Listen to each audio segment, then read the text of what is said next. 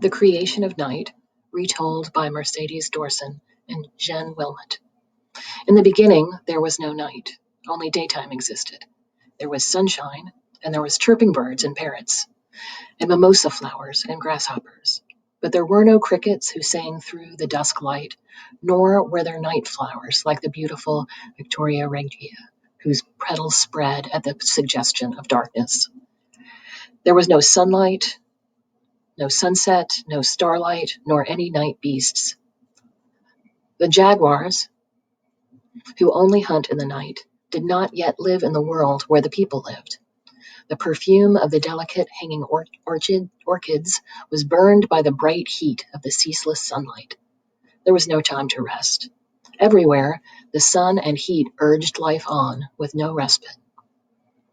It happened that the great water serpent who lived in the depths of the Madeira River had a beautiful daughter who possessed special powers. The daughter married a handsome man from a nearby village on the banks of the river. This man worked hard preparing his field and planting manioc, corn, and sweet potatoes. It saddened the daughter's heart when she saw her husband and his tribesmen toiling in the unending heat of the sun. He was a good man, and she loved him very much. During the harvest season, he would become so tired that he would fall ill. But even though he would grow tired, he could not fall asleep, because there was no night. The sun made many beautiful things too vibrant to enjoy. Even the flaming macaw feathers worn as headdresses by the men were too bright for the serpent's daughter. She grew to hate the sparkling river water that shimmered under the power of the baking sunlight. She was enraged, for she knew a peaceful darkness called night existed at the bottom of the river where her father had taken her once. Night was inhabited by all sorts of creatures, sounds, and phenomena. The Indians had never seen night. Finally, she cried out to her husband, "You must send someone to my father. He will bring us night from the bottom of the river. He took me to see it once. There are night songs and peace in the cool darkness there. My husband, you will be able to sleep if there is a night. A calm, dark silence covers everything where it exists." The man protested and told his wife, "My wife, I'm afraid you are delirious from lack of sleep. There is only day." But she exclaimed, "Night does exist. Send your servants to fetch night." The husband had no choice but to call 3 of his strongest and most loyal servants. He told them, "You must go see the great water serpent's house at the end of the large river and beg him to send me night. Tell him his daughter wishes for the peace that will come with the darkness. And his daughter desires, too, to end this exhaustion that will cease when night comes and we are allowed to sleep. Tell the serpent that his daughter's happiness depends on night's arrival. Without it, she will go mad." And so the 3 servants set out. They boarded a canoe and traveled downriver. They paddled past the sandy cove, where the crocodiles were basking in the sun, and past the bend where the large fallen tree could be seen protruding from the water. Finally, they found the great water serpent curled up in his hammock, soundly asleep. The snake's hammock was woven from the fronds of the maridi palm and hung between 2 fallen trees on the bank of the river.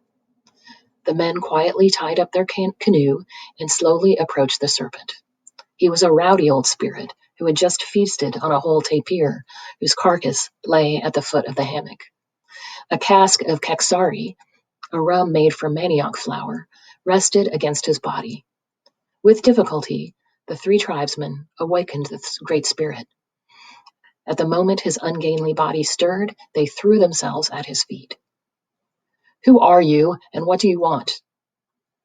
"We implore you, great serpent, send night back with us for your daughter. Your son-in-law labors long and hard, and yet he can never sleep. Your daughter hides from the light of day, always shielding her eyes. She grows sadder every day, and her husband worries that she might go mad."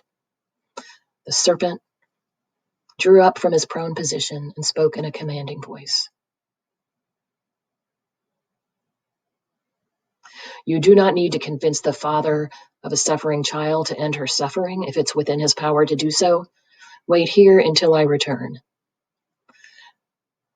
The big snake descended to the bottom of the river. He was gone for over 1 hour.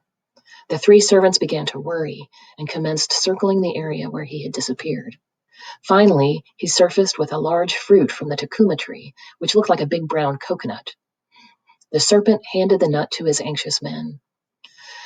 The men noticed that a hole had been pierced in the top of the fruit, and that the hole was now sealed with hardened rosin.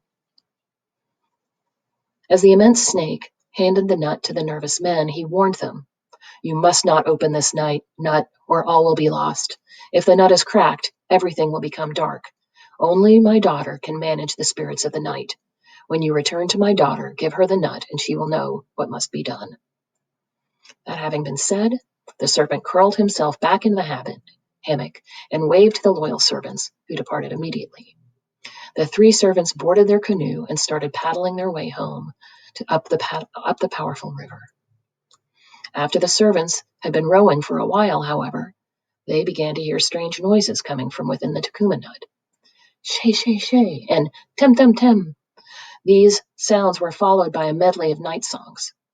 Full of curiosity and of a small measure of fear, all 3 servants fell upon the nut and tore at its exterior. The noises became louder, and the night calls of the frogs, the crickets, and the murakuros suddenly overwhelmed the loyal servants. Their curiosity was now stronger than they could bear.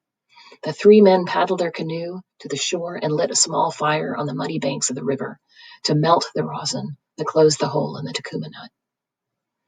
As soon as the hole opened, the sky turned black. The terrified servants could not see anything in the opaque air that surrounded them until the stars emerged from the hole. Once the starlight accumulated, they were astonished by the sight of the night animals flying out of the hole and invading the darkness with their eerie sounds. A swirl of creatures, moonbeams, and dewdrops blew around the servants, transforming the texture of the very air they breathed. In her sleeping hut, many forests away, the daughter turned abruptly to her husband and said, "My father has given us the gift of night, and your servants have set it free." The toads and small frogs began to croak. The owls and snipes started hooting.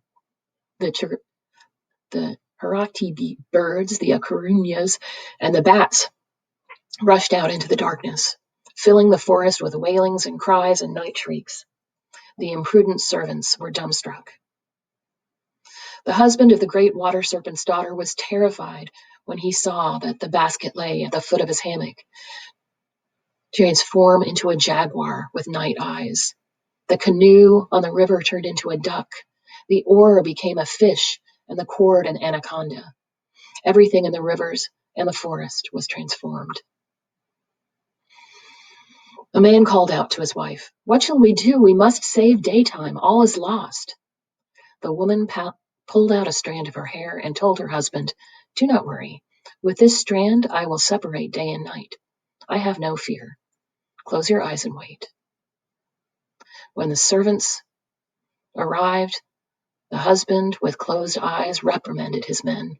The great water serpent's daughter, who was an excellent sorceress, turned the men into monkeys for having disobeyed orders. Meanwhile, night spun gleefully around the water serpent's daughter and her husband. Soon the husband fell asleep to rhythms of the night beasts, the tree frogs, the crickets, and the other night insects. Moonbeams lit the way for the newborn jaguar. Night owls hunted, and the gentle hum of bat wings comforted the daughter as she waited. She pushed aside the palm fronds at the entrance of their hut, and the sweet night air her father had sent them streamed in, perfuming the darkness surrounding them. Soon, she too fell into a restless slumber. When she awakened, she used her strand of hair to gather up the ends of the night, which were scattered all over, and she forced them back into the Takuma nut. She picked up only part of the darkness, leaving some for people to use for sleeping and resting. Open your eyes, husband. Notice that dawn is coming and that the birds are singing happily, announcing the arrival of the sun. And the night creatures have bedded down and are silent. The stars have disappeared into the sun's rays, and the night petals of the Victoria regia flower are shut. From then on, night took turns with day so that people could rest. And that is how night was born.